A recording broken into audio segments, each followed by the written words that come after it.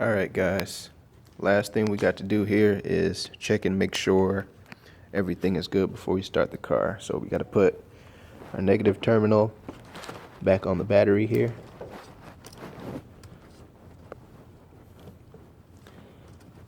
I'll screw that down momentarily, or after I show you guys this. And then come around here.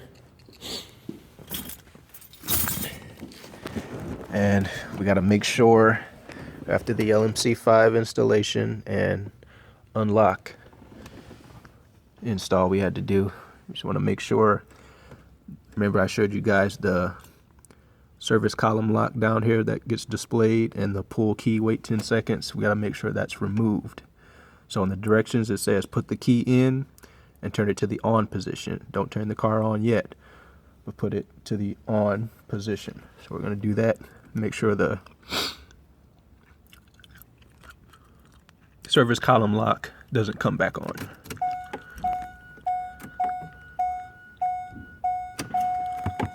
So here we go, moment of truth.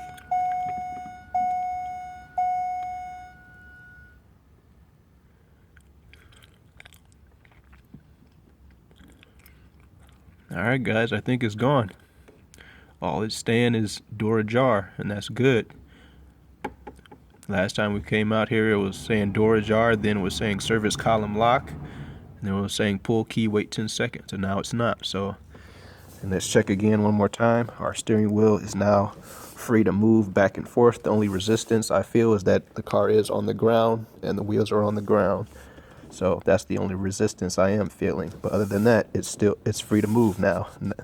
Remember, it was locked. It was only moving about this much, but now it's moving a lot more. It's unlocked now, thanks to the LMC5. So big shout out to Compliance Parts. Thank you for supplying the LMC5 for C5 Corvettes.